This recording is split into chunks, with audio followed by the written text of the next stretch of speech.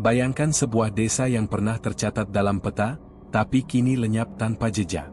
Tidak ada lagi di atlas, tidak muncul di GPS, hanya menyisakan kabut tebal dan bisikan angin yang tak pernah berhenti. Desa Tanjung Sari, sebuah desa di kaki Gunung Sinabung, yang konon hilang bukan hanya karena letusan gunung, tapi karena sesuatu yang jauh lebih gelap. Ketika Melati, seorang jurnalis muda, memutuskan untuk menyelidiki keberadaan desa ini, ia membawa rekaman suara misterius milik ayahnya. Suara yang bukan hanya menggema dari masa lalu, tapi juga membawanya ke dunia yang sudah lama terkubur. Ikuti perjalanan Melati masuk ke jantung kegelapan, di mana setiap langkah mengungkap misteri yang seharusnya tetap tersembunyi. Saksikan cerita horor penuh misteri ini, di mana setiap langkah kelam akan selalu meminta balasan. Simak cerita selengkapnya di Ada Horor. Awas jangan nonton sendirian. Kabut turun lebih cepat dari biasanya. Jalanan berkelok menuju kaki Gunung Sinabung, terlihat seperti guratan samar di tengah kanvas kelabu. Di balik kaca mobil jeep tuanya, Melati menatap layar GPS yang terus berputar tanpa arah. Sinyal nyaris menghilang sejak 2 jam yang lalu. Namun, ia tetap melaju penuh tekad. Desa Tanjung Sari. Nama itu hampir tak terdengar lagi dalam peta wisata.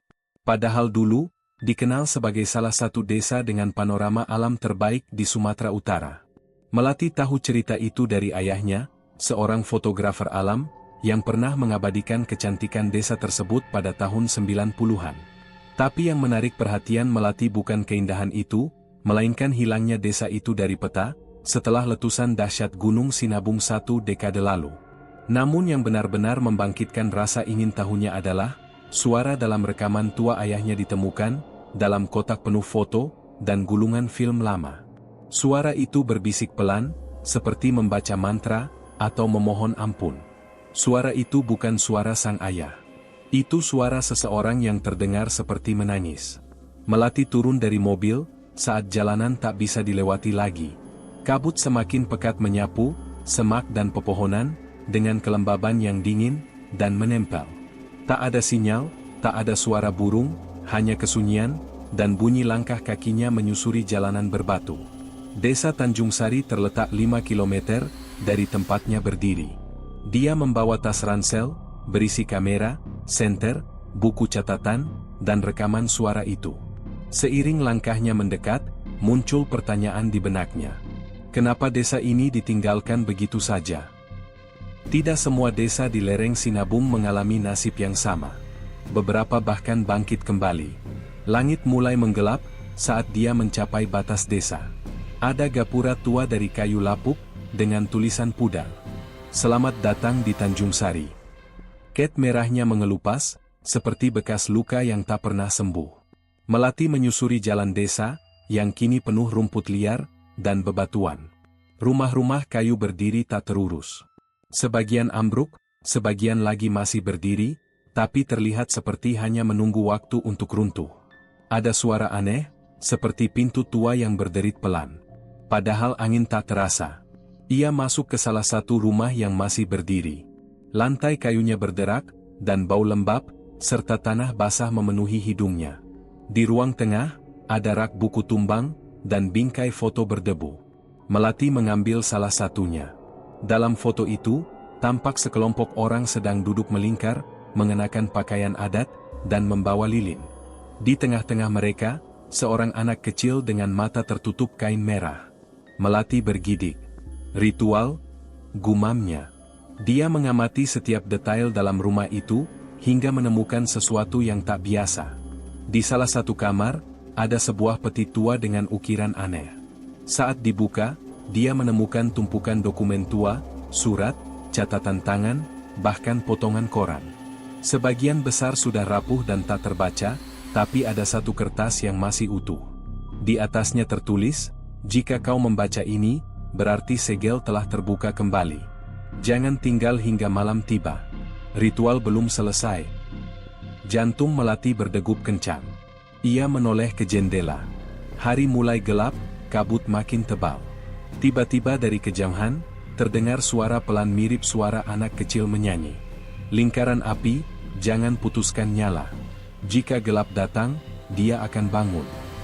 Melati keluar rumah, suara itu datang dari belakang. Dia menyorotkan senter. Tak ada siapa-siapa. Namun, saat dia melihat tanah di depannya, dia berhenti. Ada jejak kaki kecil. Basah dan segar, mengarah ke dalam hutan yang mengelilingi desa. Dengan nafas memburu, Melati mengeluarkan kamera, dan menekan tombol rekam. Langkahnya mulai mengikuti jejak itu.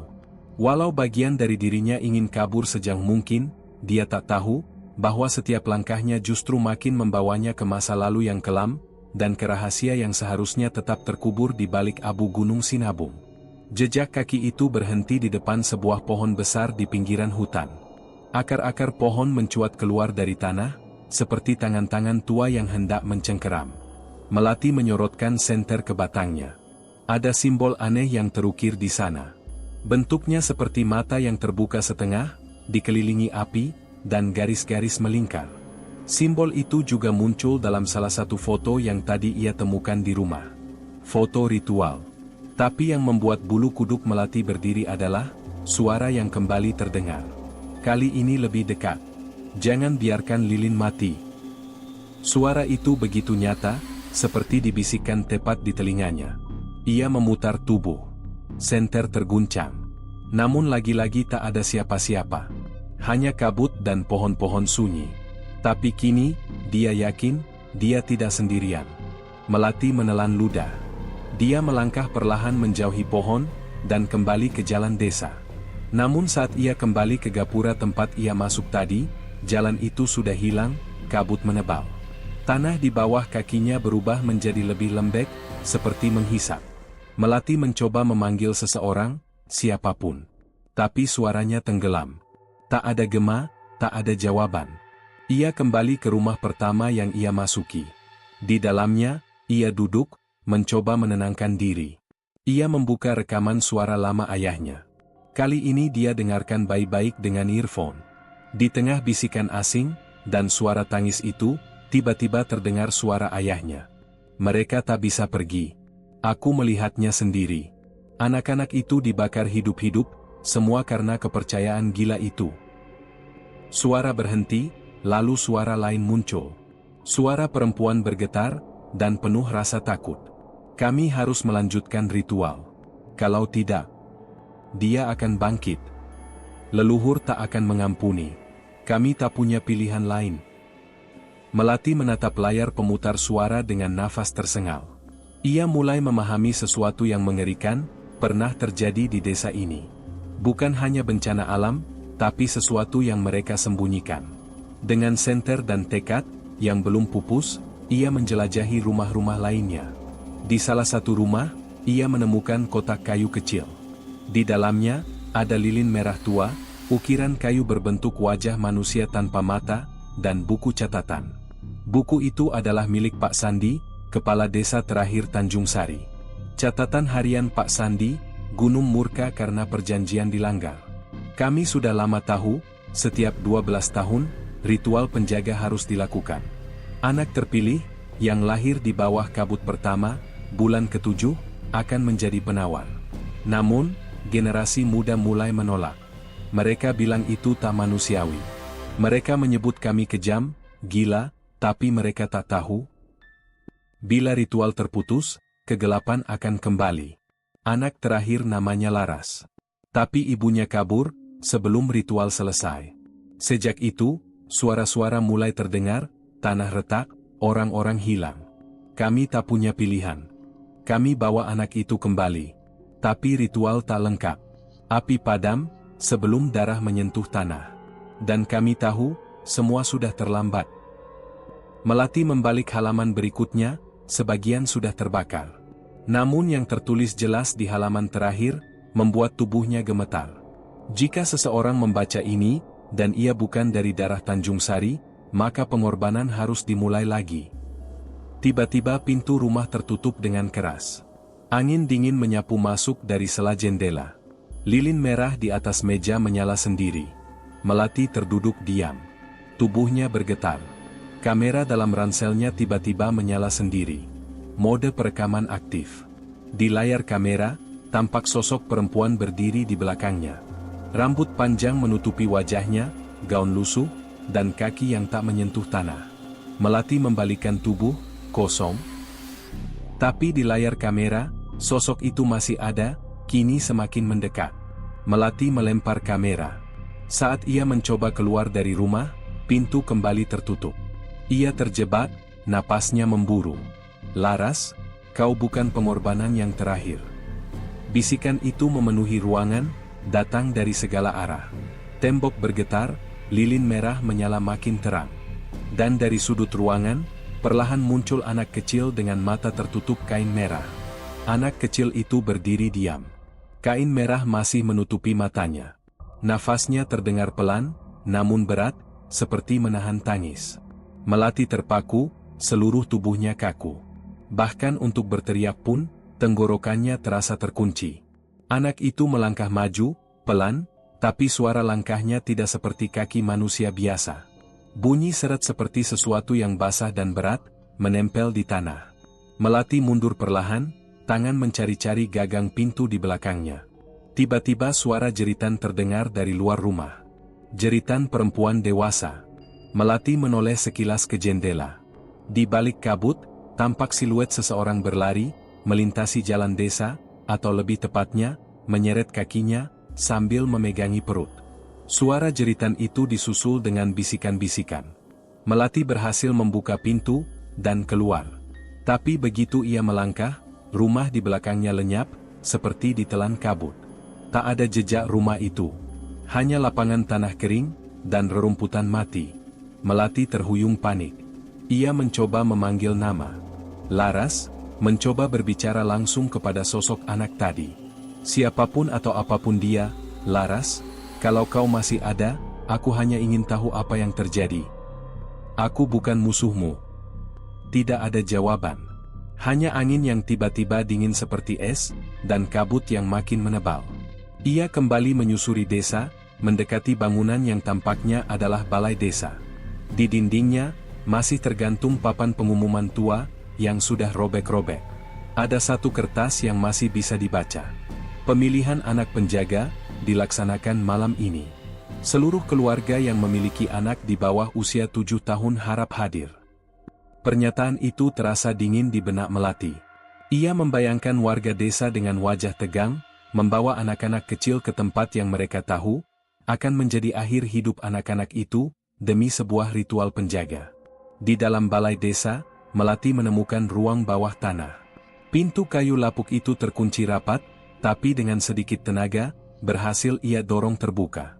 Tangga batu yang curam, menurun ke ruangan gelap. Senter menjadi satu-satunya teman setianya. Ruangan bawah tanah itu dipenuhi bau logam, dan tanah basah. Ada altar kecil di tengah-tengah, terbuat dari batu hitam. Di atasnya, masih ada bekas darah kering, yang menodai. Di sekitarnya, tergantung puluhan jimat dari bambu, dan rambut manusia. Di dinding belakang tertulis dengan aram. Yang bangkit dalam kabut hanya tertidur, saat darah pengganti tertumpah. Melati menelan ludah. Dia sadar, ritual itu bukan sekadar upacara adat biasa. Ini pengorbanan berdarah, sesuatu atau seseorang, entah makhluk atau entitas apa, menjadi pusat dari semua ini. Ia kembali melihat catatan harian Pak Sandi, yang sempat ia bawa dari rumah tadi. Di halaman yang belum ia baca tertulis, "Kami menyegel roh penjaga ke dalam tubuh Laras. Dia harus dijaga, tidak boleh bangun." Tapi segel itu hanya bertahan, jika pengorbanan dilakukan secara berkala. Ketika Laras diambil ibunya, segel itu mulai retak. Jika dia bangun, bukan hanya Tanjung Sari yang lenyap. Melati membayangkan kemungkinan terburuk. Apakah Laras atau apapun yang ada di dalam tubuhnya sudah bangun? Apakah ia yang memanggil Melati ke desa ini? Di saat pikirannya kacau, tiba-tiba senter padam, ruangan gelap total. Dan di tengah kegelapan itu, Melati mendengar suara yang sama, seperti dalam rekaman ayahnya. Bisikan penuh ketakutan, namun juga kepasrahan. "Maafkan kami. Kami hanya ingin desa ini tetap hidup." Cahaya tiba-tiba menyala dari dinding, dari puluhan lilin yang menyala sendiri, satu persatu. Sosok-sosok mulai muncul di sekeliling altar. Wajah-wajah kabur, tak berbentuk jelas. Hanya mata yang bersinar merah, dan tubuh yang samar. Melati mundur, lalu terjatuh. Saat ia bangkit, sosok anak kecil itu kembali muncul di tengah altar. Tapi kali ini, tanpa kain penutup mata. Matanya kosong, hitam, tak ada bola mata, hanya kehampaan. Kau membangunkan aku. Tanah mulai bergetar. Batu-batu runtuh dari langit-langit. Suara gonggongan anjing terdengar jauh di atas. Lalu disusul teriakan orang-orang. Melati menutup telinga, dan lari naik ke tangga, kembali ke permukaan. Tapi di luar, desa Tanjung Sari, tak lagi seperti sebelumnya. Rumah-rumah yang tadi lapuk dan kosong, kini berdiri utuh. Namun tak berpenghuni, lampu-lampu menyala, dan dari setiap jendela, ada sosok yang mengintip dari balik tirai. Desa itu hidup kembali, tapi bukan untuk manusia biasa.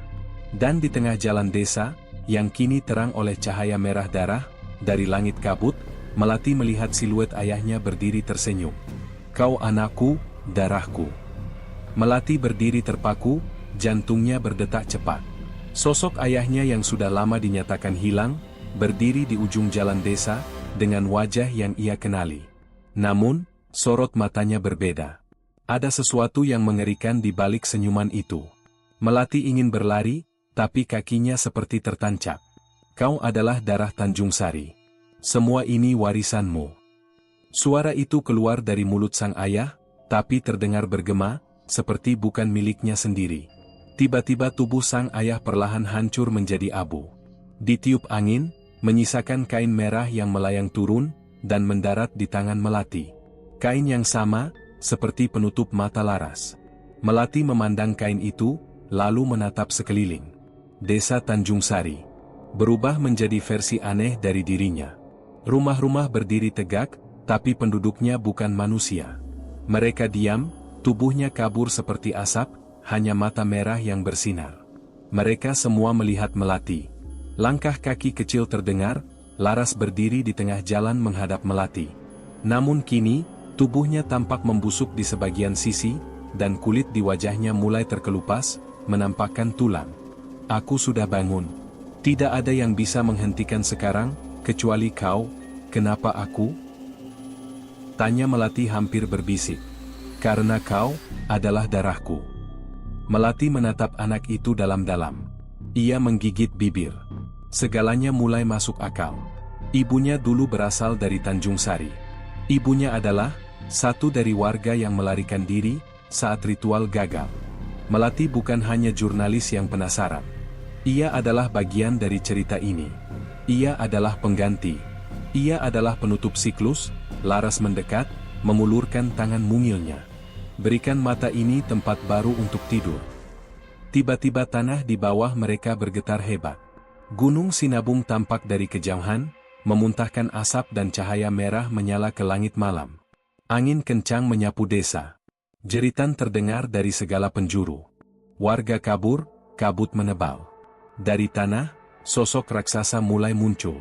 Bukan berbentuk manusia, tapi sesuatu yang seolah berasal dari mimpi buruk purba. Tubuhnya berisi mata-mata yang terbuka satu persatu. Menatap Melati. Suara bisikan dari entitas itu memenuhi udara. Darah terpilih, pengorbanan terakhir. Melati jatuh berlutut. Kepalanya seperti dihantam ribuan suara. Tapi kemudian ia sadar, mungkin ia tidak harus lari. Mungkin cara menghentikan semua ini adalah menerima peran itu. Ia menggenggam kain merah di tangannya. Lalu menutup matanya dengan kain itu. Suara bisikan terhenti. Desa mendadak hening. Kabut mulai mengendap, dan makhluk raksasa itu berhenti bergerak. Sosok Laras perlahan kembali normal. Kulitnya yang busuk mulai pulih. Ia menatap Melati dengan mata berkaca-kaca. Terima kasih, akhirnya aku bisa tidur. Sosok Laras memudar, menjadi cahaya. Tubuhnya berkilau, dan naik ke langit. Satu persatu rumah di desa mulai menghilang. Penduduk bayangan lenyap, altar hancur, lilin-lilin padam, desa Tanjung Sari mulai tenggelam ke dalam tanah. Melati tak sadarkan diri. Ketika ia bangun, Melati sudah berada di pinggir jalan utama, di luar batas desa. Kamera dan tasnya masih bersamanya. Ia menoleh ke belakang. Tak ada lagi Tanjung Sari, hanya hutan lebat, dan kabut tipis. Beberapa hari kemudian, Melati kembali ke Jakarta. Ia mempublikasikan laporannya, tapi yang paling aneh, tak ada yang percaya. Banyak yang menganggap tulisannya fiksi. Bahkan peta modern, tak menunjukkan ada desa bernama Tanjung Sari di kaki Gunung Sinabung. Namun malam-malam Melati tak pernah tenang. Sejak itu, di cermin, terkadang ia melihat mata yang bukan miliknya. Dan saat tidur, ia selalu mendengar bisikan. Pengorbanan tak pernah benar-benar berakhir. Tanjung Sari mungkin sudah menghilang dari peta, tapi tidak dari ingatan mereka, yang pernah menyentuh batasnya. Dan bagi Melati, perjalanan itu bukan akhir, tapi awal dari mimpi-mimpi buruk, yang tak akan pernah selesai. Karena beberapa desa, memang tidak ditinggalkan. Mereka menunggu untuk dibangkitkan kembali. Tamat. Jika kamu suka dengan cerita-cerita seru seperti ini, jangan lupa untuk like, subscribe, dan tekan tombol loncengnya agar kamu tidak ketinggalan update cerita horor seru lainnya. Jangan lupa untuk share video ini ke teman-temanmu, agar lebih banyak orang yang bisa menikmati kisah misteri dan horor seperti ini. Terima kasih sudah menonton.